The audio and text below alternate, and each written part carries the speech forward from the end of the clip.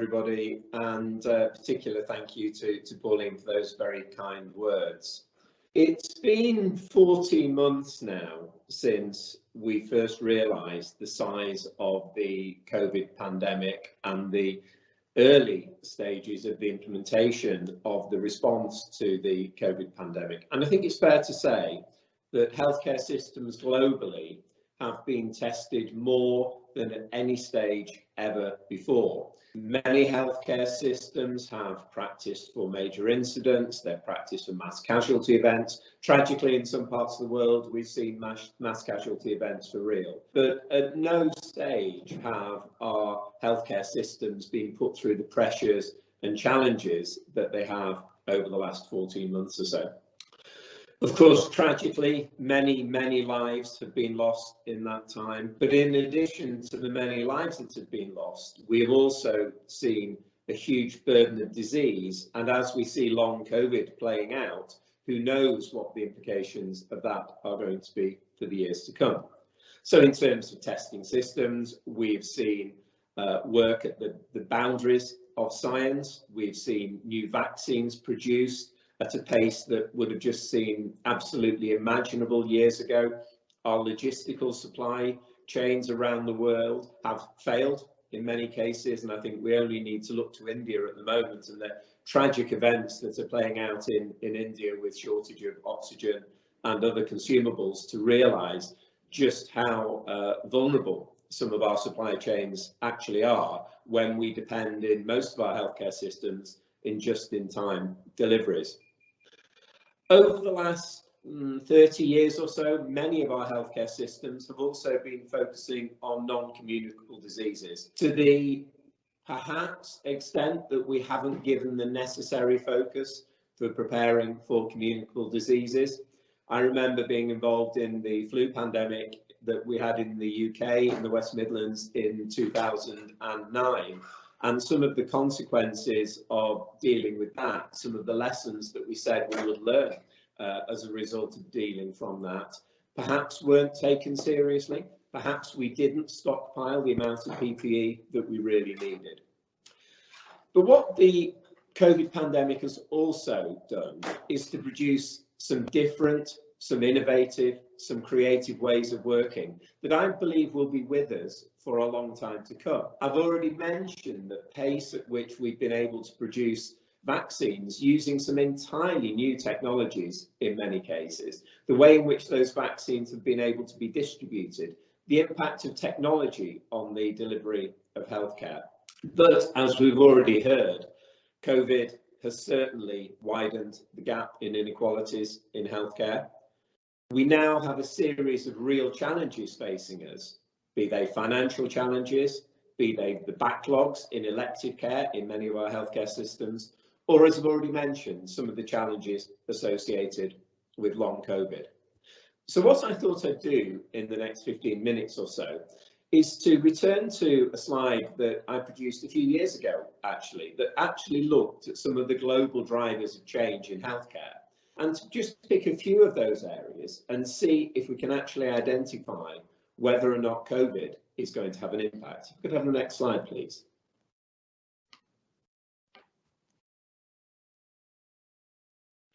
So these are the 5 global drivers of change that we identified in Health Education England in revision to the global strategy document that we produced back in 2019. And in 2019, so pre-COVID, we were anticipating that the real global drivers for change in healthcare were going to be demographics around population profiles, were going to be drivers that we were seeing in technology and innovation. There were social, political, economic and environmental changes, changes in how our current services were being delivered, but also future service models where we may envisage changes, and also the expectations that people, be they members of staff working in healthcare systems, or alternatively be the expectations from people who are on the receiving end of healthcare services, may actually change over time. So if we just focus on demographic changes for now, I've mentioned long COVID already, and it really is too soon to say what the medium and long-term implications are going to be from COVID. I mean, just as a personal example, I was very fortunate in that I had COVID back in December over the Christmas period. I wasn't particularly unwell at all, but in January I developed tinnitus, which I still have. And although that's frustrating and an irritation, there are many people that have developed symptoms associated with COVID that are still with them months and potentially even years after that initial illness. What we know we're also going to see is an increase in demand for mental health services, particularly, I suspect, in young people. We've had many young people who have not been exposed to the same amount of contact with other people. We've had young people who have been spending huge amounts of time in front of screens, be that Netflix, be that actually through learning from home, through some of the online teaching materials that's been put in place, but they haven't been socialising with people of their own age. That is undoubtedly going to cause challenges to the system in the future. A colleague who I've been working with in Gibraltar said to me that he thinks the worst thing that Gibraltar did in dealing with the COVID pandemic was to close down the day services for people with dementia, because he believes that the rate of cognitive decline that he's seen in older people as a result of being kept away from the sort of stimulation and the sort of inputs that they've had provided through that day services has been so significant over the last 12 months that his view is that actually if they were going through this again, that he would rather keep them open, because he believes that that would have been a better outcome than the cognitive decline that he's witnessed. Of course, in demographics, we've also seen a huge, tragic loss of life in the older population. So much so that a number of our elderly residential services, be they nursing homes or residential homes, now have vacancies for the first time in many years. And as I've already mentioned, we have a real challenge over inequalities in health, where we know that people from different ethnicities have suffered differently during COVID. We also know that vaccine has been more easily available in some countries than others, etc., etc. What I'd like to do, though, now in the next 10 minutes or so that's available to me, is to talk in a little bit more detail about some of the other aspects on these slides, particularly money, technology, and people. So if I could have the next slide, please. So, money. There isn't any. There isn't going to be any. Almost all our countries have gone into enormous debt as a result of trying to deal with the COVID pandemic. And any suggestion that the levels of investment that perhaps we were anticipating in our healthcare services are going to be there for the future is just not the case. Now, when we talk about availability of resources and shortage of money, the knee-jerk reaction in many healthcare systems around the world is this is about cuts, this is about reduction in service, this is about rationing, this is about how we do less. But I think one of the real challenges that we have globally in healthcare over the next few years is not how do we face up to the reduction in money for healthcare, because that reduction is inevitably coming. But let's approach this from the perspective of how do we redesign our healthcare delivery systems to be of a higher quality, to be more efficient, to be more accessible, and to be more patient focused, and do that in a context of less real terms resource than we were perhaps expecting. I believe that is perfectly feasible. We know that higher quality systems are cheaper. We know that there are more efficient ways to do things. We know there are ways of providing more accessible healthcare. We know there are ways of encouraging people to take more responsibility for self-care. That has to be the mantra for all our healthcare systems to come out of this COVID period. How do we use COVID to redesign our systems and to become out stronger and to introduce change more quickly than perhaps we would have otherwise done? If we could have the next slide, please. So this next slide shows what typically happens when we try and reduce money in our healthcare system. So if you look towards the left-hand side of this slide, you'll see that a number of healthcare organisations, when money is short, look at what they can cut. Look at how do they reduce the headcount, because that's where money is spent. So redundancies of staff, cutting back on services, and in the block underneath, let's not invest in new technology because we can't afford it, because we don't have the money. One easy one that we quite often hear from some organisations is, well, we've no money, so we need to stop investing in training. That is so short-sighted. When money is short, we need to invest in training, we need to invest in our workforce, we need to increase the pace of change to allow us to do things differently.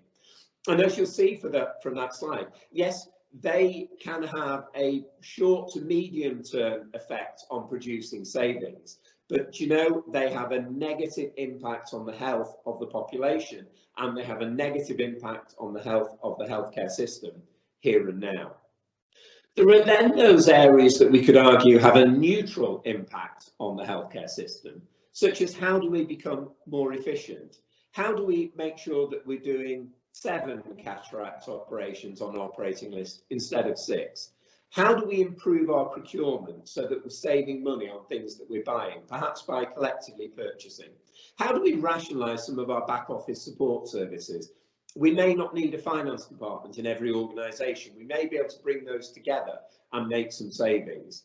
How do we, for example, better utilise generic prescribing so that we're not paying for brand names if that's not necessary? How do we decrease the use of drugs and procedures of limited clinical value? This is a really interesting topic. If only we know now what we'll know in the future, the answer to this is very easy. If you look back 30 years ago at how many hysterectomies we're doing, how many grommets we were putting into people's ears, how many tonsillectomies that we're doing, and compare that with what we're doing now, nothing has changed apart from the evidence has proved that many of those interventions were not beneficial, were costing money, and actually arguably could have been having a negative impact on the individuals concerned. So what is it that we're doing now that are of limited clinical value that we could actually stop doing? But where the exciting bit comes from is around technological innovation. It's around early intervention. How do we ensure that we're seeing people early in the disease progression so we can do something about it? That, by the way, is a real challenge that we're already seeing post-COVID, because so many people have delayed accessing healthcare services with a lump that we're now seeing later presentations of cancer, to use one example. How do we utilise some of the focus on self-care that we've seen during COVID and build that into our healthcare systems in the future? And how do we make sure that we continue to focus on reducing errors? For example, ensuring that we have no never events in our healthcare systems around the world. Next slide, please. So let me deal for a moment with innovation in technology.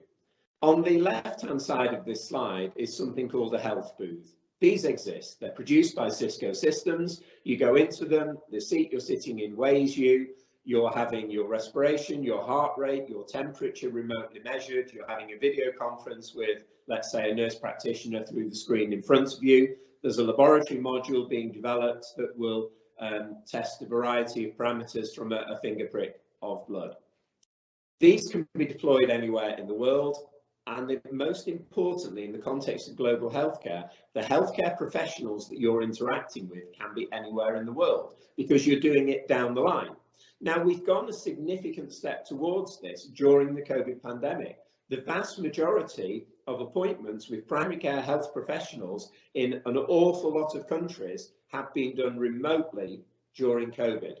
How do we make sure that where it's safe and appropriate, we keep those as remote sessions and we don't revert back to everything being face-to-face? This is more efficient, it's more cost-effective, and we know that for the appropriate people, the appropriate conditions, it actually works really well. If you need putting through to a GP, you go through in real time. If you need to go through to an orthopaedic consultant, you go through in real time.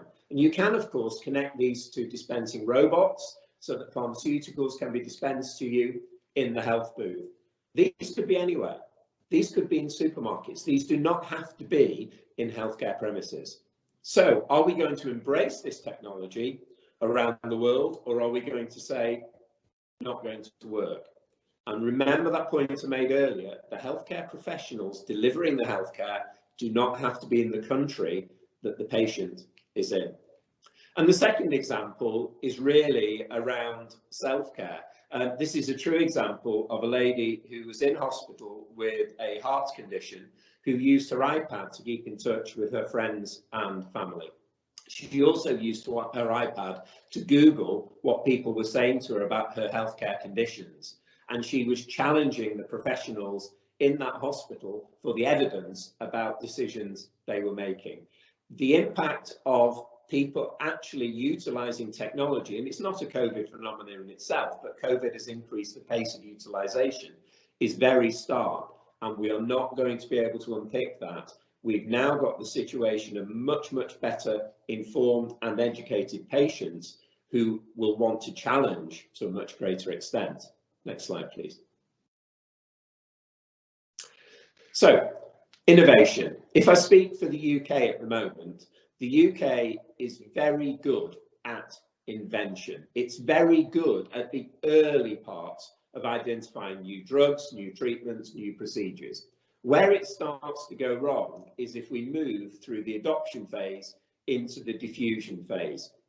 So if you just look at this slide, for example, this is NHS England's data from 2017. In 2017, they looked back a few years and saw that we were spending somewhere in the region of £1.2 billion per year on research and development in the NHS. We were spending £50 million a year on taking that research and development through adoption phases into widespread diffusion. That has to change. What we've had during COVID is a lot of invention. What we now need is to take that best practice, make sure that organisations globally are adopting it, and make sure that we're diffusing it around the world. Next slide, please. So coming to a conclusion, one of the things, though, that we really have to remember if we think about the impact of COVID is the impact of COVID on our workforce. And here's one of my favourite quotes about the healthcare workforce, which was from Health Professions for a New Century, first published actually 11 years ago now in The Lancet. Health is all about people. Beyond the glittering surface of modern technology, the core space of every healthcare system is occupied by the unique encounter between one set of people who need services and another who have been entrusted to deliver them. That is so critical, but what we have to remember is we have a set of people globally who are tired, actually I'll go further than that, who are exhausted, who have been through a really, really tough period of time. And at the same time, we're trying to catch up with outpatient appointments, with elective healthcare, with vaccination programs. We're using the same staff who are tired. And we really need to think about how we look after our staff, look after their mental health, and make sure that we focus on that as we come through the COVID pandemic.